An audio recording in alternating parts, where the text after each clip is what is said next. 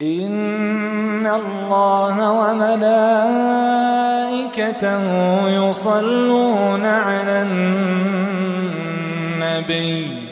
يا أيها الذين آمنوا صلوا عليه وسلموا تسليما.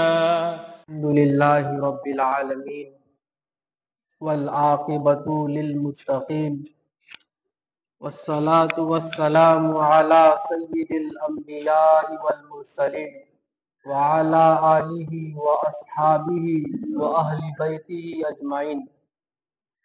أما بعد فأعوذ بالله من الشيطان الرجيم. بسم الله الرحمن الرحيم.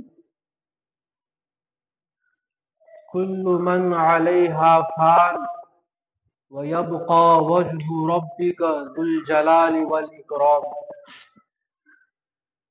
اللهم صل على محمد وعلى آل محمد كما صليت على إبراهيم وعلى آل إبراهيم إنك حميد مجيد. اللهم بارك على محمد وعلى آل محمد كما باركت على إبراهيم وعلى آل إبراهيم إنك حميد مجيد. اللہ رب العزت کا ہم پر بہت بڑا فضل و احسان ہوا.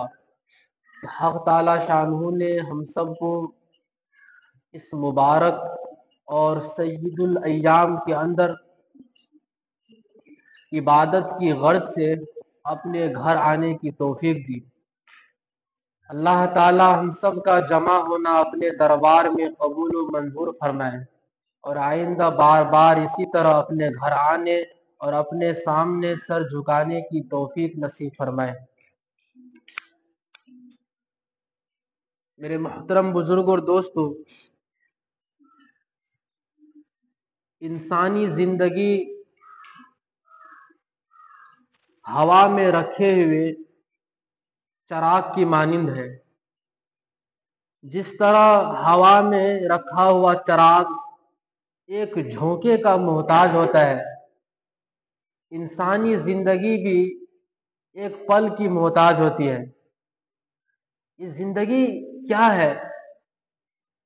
جیسے ایک پرندہ کسی شاخ پر ٹہنی پر بیٹھتا ہے، تھوڑی دیر چہچہاتا ہے، بالآخر چلا جاتا ہے.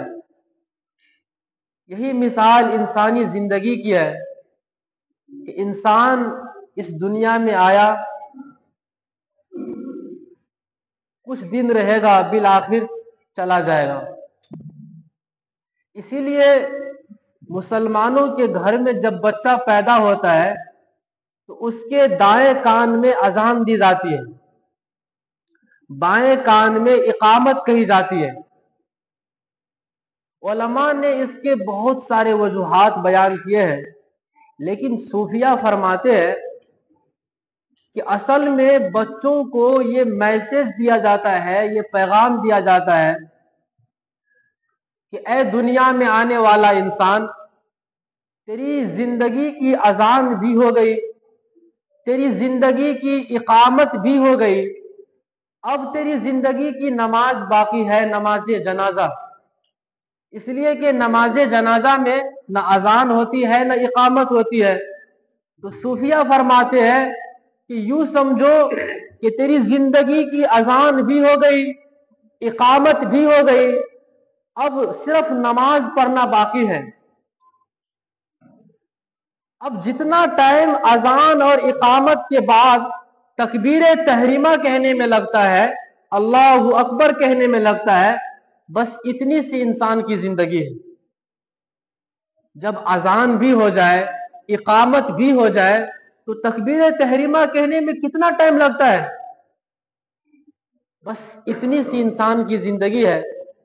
اتنی سی زندگی میں تم چاہو تو اچھے اعمال کر کے اللہ کو راضی کر کے اپنی آخرت کو چمکا لو، یا نہیں تو اتنی سی زندگی میں تم برے اعمال کر کے اللہ اور اس کے رسول کے باغی بن کے اپنی آخرت کو خراب کر لو. یہ تمہارے اختیار میں ہے. اسی لیے حکم دیا کہ یہ دنیا امتحان گاہ ہے، یہ دنیا آزمائش گاہ ہے، یہ دنیا سیر گاہ نہیں، تفریح گاہ نہیں، یہ گھومنے پھرنے کی جگہ نہیں، یہ آرام کرنے کی جگہ نہیں، بلکہ امتحان کی جگہ ہے، امتحان کی۔ افسوس کہ ہم نے اس کو آرام گاہ سمجھ لیا، اس کو گھومنے پھرنے کی جگہ سمجھ لیا۔ میرے محترم بزرگ اور دوستو، آرام کے لیے اللہ نے آخرت میں گھر بنایا ہے۔ چنانچہ ہر انسان کا ایک گھر جنت میں بنتا ہے اور ایک گھر جہنم میں بنتا ہے، اور جب انسان کی موت کا وقت آتا ہے تو فرشتہ اس کو، اگر بندہ نیک ہے، دیندار ہے، اللہ اور اس کے رسول کے مان کر چلنے والے ہیں، تو ایسے بندے کو جنت میں اس کا محل دکھایا جاتا ہے، یہ تمہارا محل ہے، یہ رہنے کی جگہ ہے۔ جب بندہ جنت کے محل کو دیکھتے ہیں، اس کی خوبصورتی کو دیکھتے ہیں، وہاں کی بہاروں، وہاں کی نعمتوں کو دیکھتے ہیں تو خوش ہو جاتا ہے، اور اسی خوشی کی حالت میں بندے کی روح قبض کر لیا جاتا ہے۔ لیکن اگر بندہ برا ہو، بے دین ہو، اللہ اور اس کے رسول کے باغی ہو، تو ایسے بندے کو جہنم میں اس کا ٹھکانہ دکھایا جاتا ہے۔ جب وہ بندہ جہنم کی تاریکی کو دیکھتے ہیں، وہاں کے عذاب کو، وہاں کی سزاؤں کو دیکھتے ہیں تو ڈر جاتا ہے، اور اسی ڈر کی حالت میں، خوف کی حالت میں اس کی روح قبض کر لی جاتی ہے۔ یہ بات ہمیشہ ذہن میں رکھے کہ یہ دنیا مٹی سے بنائی گئی ہے، یہاں کی ہر چیز مٹی کی ہے، اس لیے یہ ختم ہو جانے والی ہے، ساری چیزیں ختم ہو جائے گی، یہاں کی کوئی بھی چیز ہمیشہ رہنے والی نہیں ہے۔ لیکن جنت کو اللہ نے سونے اور چاندی سے بنایا ہے، اس لیے وہ ہمیشہ ہمیشہ باقی رہنے والی ہے، وہاں کی ہر نعمتیں ہمیشہ ہمیشہ کے لیے ہے۔ ایک بزرگ فرمایا کرتے تھے کہ اے دوست، جتنا دنیا میں رہنا ہے اتنا دنیا کے لیے تیاری کر لو، اور جتنا آخرت میں رہنا ہے اتنا آخرت کے لیے تیاری کر لو۔ دنیا کی زندگی تو ہے بس 50 سال 60 سال، اگر جی گئے تب، ورنہ ابھی موت کی اتنی کثرت ہے، کتنی بیماریاں ہیں، لوگ جوان میں بھی جا رہے ہیں، بچپنے میں بھی جا رہے ہیں، کیسی کیسی بیماریاں ہیں، پھر مرنے کے کتنے اسباب ہیں، کتنے ذرائع ہیں۔ تو دنیا کی زندگی بہت مختصر ہے، 50-60 سال، اور آخرت کی زندگی ہمیشہ ہمیشہ۔ تو وہ بزرگ فرمایا کرتے تھے کہ جتنا دنیا میں رہنا ہے اتنا دنیا کے لیے تیاری کر لو، اور جتنا آخرت میں رہنا ہے اتنا آخرت کے لیے تیاری کر لو، آخرت کی زندگی ہمیشہ ہمیشہ کی ہے۔ امام غزالی رحمت اللہ علیہ نے ایک مثال لکھی ہے، فرمایا کہ دنیا کی زندگی اور آخرت کی زندگی کی کوئی مثال ہی نہیں، لیکن یوں سمجھو کہ زمین و آسمان کے درمیان، آسمان کتنی اونچائی پر ہے، فرمایا کہ زمین و آسمان کے درمیان رائی کے دانے بھر دیے جائے اور ایک پرندہ 1000 سال کے بعد آئے اور صرف رائی کا ایک دانہ کھا لے، پھر 1000 سال کے بعد آئے دوسرا دانہ کھائے، پھر 1000 سال کے بعد آ کر تیسرا دانہ کھائے، فرمایا کہ وہ پرندے 1000 سال کے بعد آتے رہیں گے، ایک ایک دانے کو کھاتے رہیں گے، ایک وقت آئے گا کہ زمین و آسمان کے درمیان کے یہ سارے دانے ختم ہو جائیں گے، لیکن آخرت کی زندگی کبھی ختم نہیں ہوگی. تو جب ہمیں اتنا وہاں جا کر رہنا ہے ہمیشہ تو سوچو ہمیں اس کی کتنی تیاری کرنی پڑے گی, ہمیں اس کے لیے کتنی محنت کرنی پڑے گی. ہم اپنے دین اور رات میں کس طرح آخرت کے لیے شیڈول بنانا پڑے گا, روٹین بنانا پڑے گا, اس کے لیے کتنا ٹائم نکالنا پڑے گا, کیونکہ ہمیں وہاں پر ہمیشہ رہنا ہے. لیکن ہماری دن و رات کی ترتیب ایسی ہے اور اس طرح ہم اپنے 24 گھنٹے کو گزار رہے ہیں کہ لگتا ہے کہ دنیا ہی میں رہنا ہے, آخرت کے بارے میں ہم سوچتے ہی نہیں. اسی کو غفلت کہتے ہیں, دھوکہ کہتے ہیں. اسی لیے دنیا کا ایک نام ہے دار الغرور, دھوکے کا گھر. اور یہ دھوکہ صرف جاہلوں کو, ان پڑھوں کو نہیں لگتا, بلکہ یہ دھوکہ پڑھے لکھے عقل مندوں کو بھی لگتا ہے کہ وہ دنیا کی زندگی میں ایسے مست ہو جاتے ہیں کہ اس کو نماز کے اوقات کا پتہ ہی نہیں. وہ دنیا کی زندگی میں اس قدر بیزی رہتے ہیں کہ اس کو شریعت, سنت, اسلام ان سب سے کوئی مطلب ہی نہیں ہوتا.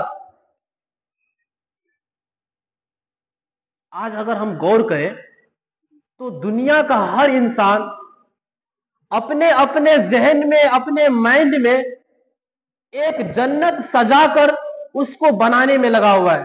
ہر انسان اپنی سوچ میں کچھ چیزیں رکھ لی ہے اور اس کی تیاری میں لگے ہوئے کہ میرا گھر ایسا ہونا چاہیے, میری سواریاں ایسی ہونی چاہیے, گھر کے سامنے میں باغات, پارک ہونا چاہیے, بیوی ایسی ہونی چاہیے, بچے ایسے ہونے چاہیے, ہمارا کاروبار, بزنس ایسا ہونا چاہیے. ہر انسان اپنے ذہن میں ایک جنت سجا کر اس کو بنانے میں لگا ہوا ہے اور اس کو یہ نہیں پتا, وہ بھول گیا ہے کہ جنت تو اللہ نے آخرت میں سجائی ہے. دنیا میں تو ہم تیاری کے لیے آئے تھے. اس کا اندازہ آپ کو اس بات سے بھی ہوگا کہ آج جس مرد کو دیکھ لو, جس عورت کو دیکھ لو, اس کے ذہن میں یہی بات ہوتی ہے کہ میرے مرنے کے بعد میرے بچے کا کیا ہوگا. جس ماں کو دیکھ لو, جس باپ کو دیکھ لو, وہ یہی کہیں گے کہ میرے جانے کے بعد میرے بچے کا کیا ہوگا. کبھی ہم نے یہ بھی سوچا کہ میرے بعد میرے ساتھ کیا ہونے والا ہے, میرے بعد میرے ساتھ کیا ہونے والا ہے. ہم اپنے بچوں کو جو دین سے دور کر رہے ہیں, شریعت سے دور کر رہے ہیں, میرے بچے کے مرنے کے بعد میرے بچے کا بنے گا کیا,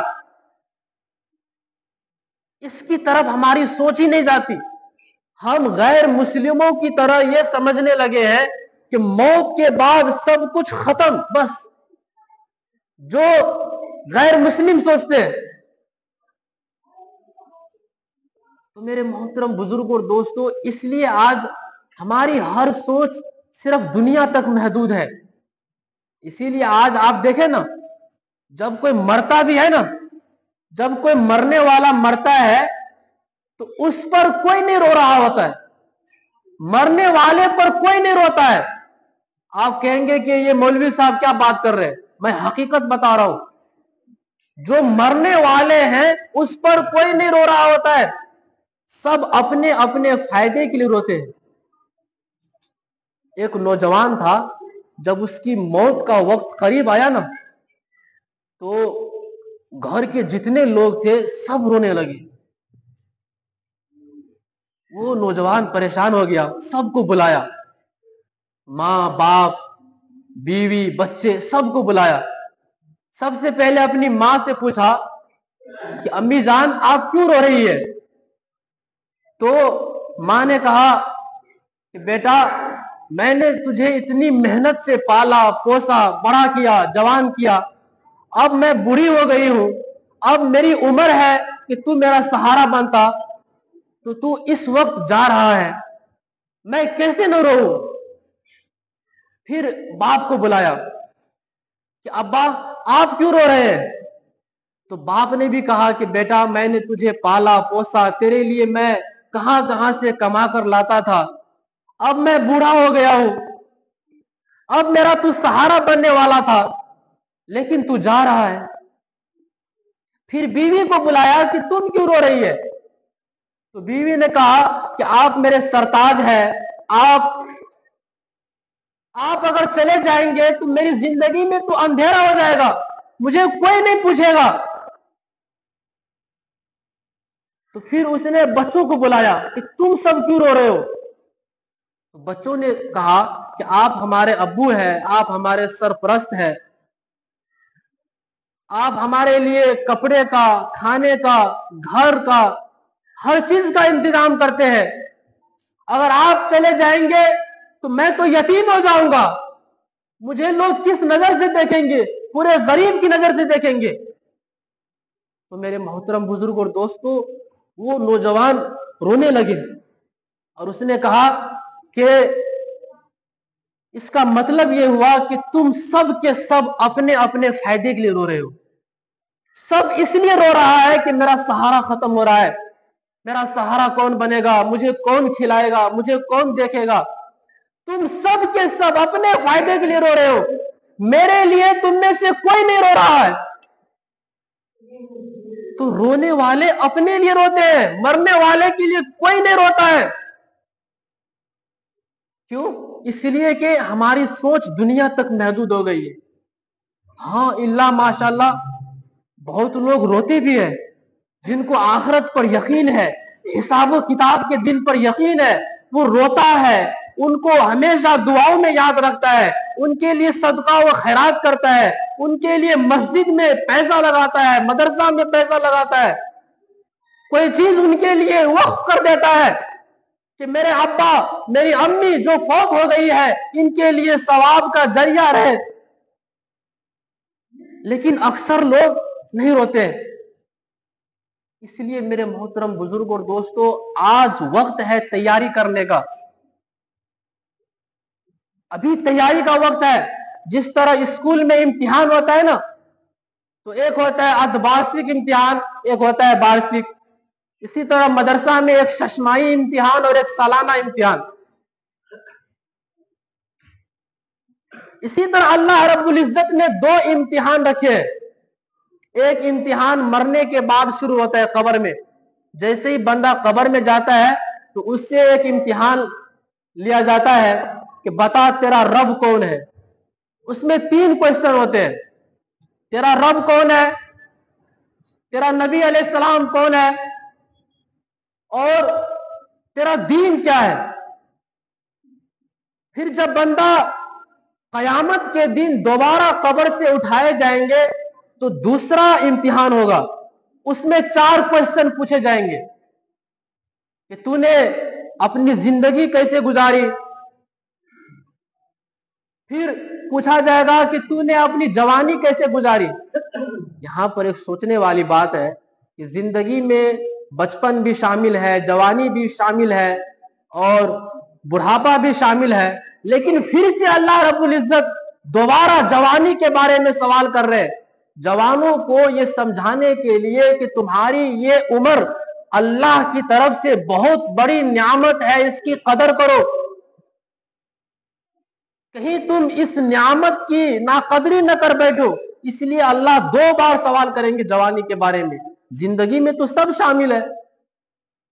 پھر پوچھا جائے گا تو نے اپنی جوانی کیسے گزاری۔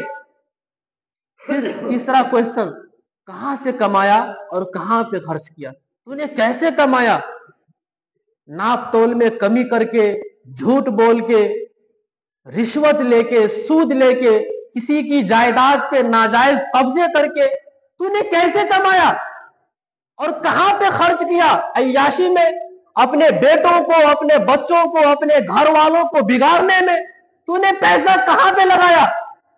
یہ تیسرا کوئسچن ہوگا۔ پھر آخری کوئسچن کہ تو جو جانتا تھا اس پر کتنا عمل کیا۔ یہاں پر عالم نہیں ہے، بہت مرتبہ لوگ کہتے ہیں کہ عالم سے سوال ہوگا، عالم سے پوچھا جائے گا، اس کوئسچن کو یاد رکھے سب तू जो जानता था उस पर तूने कितना अमल किया। अब इसमें सब शामिल हो गया।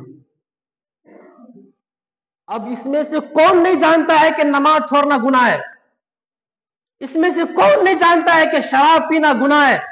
इसमें से कौन नहीं जानता है कि झूठ बोलना गुनाह है, चुगली करना, गीबत करना गुनाह है? इसमें से कौन नहीं जानता है कि किसी की जायदाद पे नाजायज कब्जा करना गुनाह है, अदालतों में झूठी गवाहियां देना गुनाह है, नाप तोल करना गुनाह है? किसको नहीं पता? सब पकड़े जाएंगे। तो इस गलत फहमी में न रहे कि आलिमों से पूछा जाएगा, आलिमों से पूछा जाएगा। तू जो जानता था उस पर कितना अमल किया। तो जो बंदा दोनों इम्तिहान में कामयाब हो जाएगा वो जन्नत में दाखिल हो जाएगा। लेकिन यहां पर ये कोई ना समझे कि हमें तो सारे सवालों का जवाब पता है, हम जानते हैं कि हमारा रब अल्लाह है, कब्र में पूछा जाएगा, हम जानते हैं कि हमारा रब अल्लाह है, हम जवाब दे देंगे। हम जानते हैं कि हमारे नबी का नाम हजरत मोहम्मद सल्लल्लाहु अलैहि वसल्लम है। कितने लोगों को ये पता भी नहीं है। अगर पता है भी वो भी फंसेगा अगर अमल नहीं करेगा तो। फिर लोग कहते हैं कि हमें पता है हमारा दीन इस्लाम है, हम मुसलमान है, तो हम जवाब दे देंगे। ऐसा नहीं है, बल्कि मेरे मोहतरम बुजुर्ग और दोस्तों, जिसकी जिंदगी जैसी गुजरी होगी ना, वो उसी हालत में, उसी सिचुएशन के एतबार से जवाब दे पाएगा। जिसने जिंदगी में कभी नमाज नहीं पढ़ी, उसने मुसलमानों का रूप इख्तियार किया ही नहीं, न उसके अंदर नमाज है, न रोजा है, न ज़कात है, न मुसलमानों का लिबास, न मुसलमानों के जो शिआर है उस पर अमल किया ही नहीं, उसकी जिंदगी में इस्लाम का नामो निशान तक नहीं था, तो ये कैसे कह सकेगा कि हमारा दीन इस्लाम है? जिसने रब को पहचाना ही नहीं, रब की कुदरत को, रब की ताकत को जाना ही नहीं, अपनी हुनर, अपनी इल्म पर गुरूर था कि हम अपनी हुनर के जरिए खा रहे हैं, अपनी अकल के जरिए खा रहे हैं, हमारे पास ताकत है, सलाहियत है कमाने की, इसलिए हम खा रहे हैं। रब अपनी हुनर को, अपनी ताकत को, अपने इल्म को समझता था, तो वो कैसे कह सकेगा कि हमारा रब अल्लाह है? जिसने नबी की सुन्नत की तरफ देखा ही नहीं, पूरा मुआशरा मिलकर एक रस्म और रवाज में लगा हुआ है, उसको रोक नहीं पा रहा है। सब जानता है कि जहेज एक रस्म है, हिंदुआना रस्म है, बारात एक रस्म है, बेटी वालों के पास जाकर खाना ये सही नहीं है, लेकिन कर रहे हैं।